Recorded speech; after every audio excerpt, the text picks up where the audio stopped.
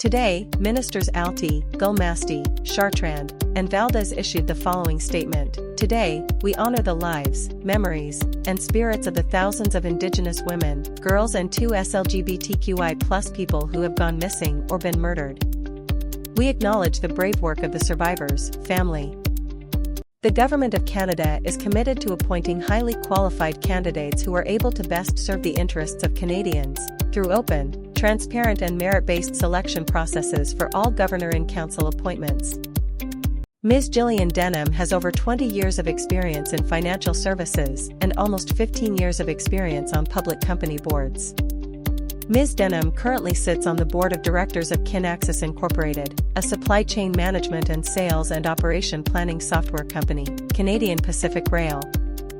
Mr. Barry Perry has been a director of the Canada Pension Plan Investment Board since August 2021.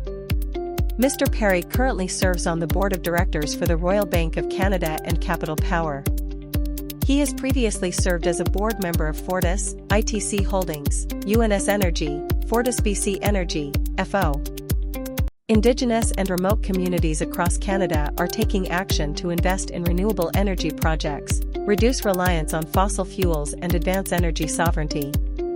Today, Brendan Hanley, Parliamentary Secretary to the Minister of Northern and Arctic Affairs, on behalf of the Honourable Tim Hod.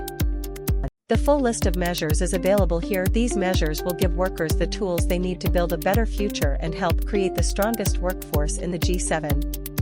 As Canada's new government embarks on these missions, we will transform our economy from one of reliance to resilience. By Sue. Res-killing package to train workers. Building on the $120 million investment announced for steel and softwood lumber workers over the summer, the government will invest an additional $450 million over the next 3 years under the Labour Market Development Agreements with provinces and territories. Today, the Honourable Tim Hodgson, Minister of Energy and Natural Resources, announced an investment of over $22 million in support of 8 projects to accelerate battery innovation and production capacity across Canada. By powering electric vehicles and making it easier to incorporate renewable EIP Battery Industry Acceleration call. The EIP supports research, development, demonstration, and other related scientific activities that advance clean energy technologies and help transition to a low-carbon economy. Projects funded under the Battery Industry Acceleration call support technologies. Note: the residential school system is a topic that may cause trauma invoked by memories of past abuse. The Government of Canada recognizes the need for safety measures to minimize the risk associated with triggering. A national residential school crisis line has been set up to provide support for the inmate's next of kin have been notified. As in all cases involving the death of an inmate, the Correctional Service of Canada will review the circumstances. CSC policy requires that the police and the coroner be notified. Media are invited to attend a technical briefing regarding the response operations for the grounded vessel MV Thamesborgen to Franklin Strait, Nunavut, where the briefing will be held over Zoom. Media will be able to ask questions to federal officials from the Canadian Coast Guard, Fisheries and media representatives who wish to cover the visit must obtain media accreditation. The media accreditation process is open to journalists who are on assignment with a bona fide media organization. Individuals performing journalistic functions who do not work for a media organization and are unable. Following the March 2025 G7 Foreign Ministers meeting, hosted by Minister Melanie Joly in Charlevoix, Quebec, this upcoming meeting marks the second time Canada will host the foreign ministers this year under the G7 presidency.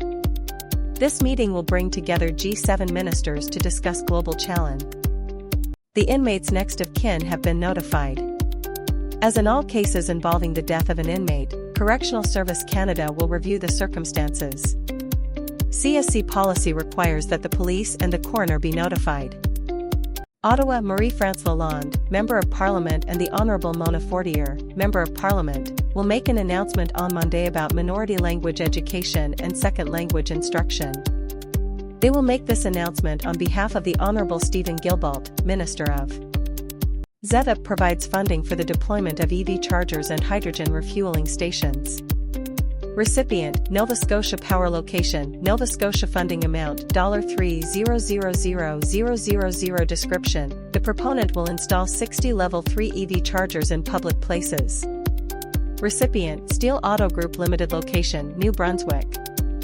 Canada is making it easier for families and businesses to switch to an electric vehicle by expanding access to EV charging infrastructure across Atlantic Canada.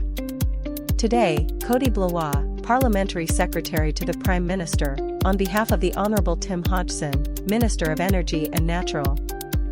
The G7 Competition Authorities and Policymakers Summit, hosted by Canada's Competition Bureau and the Department of Innovation, Science and Economic Development, concluded yesterday afternoon in Ottawa.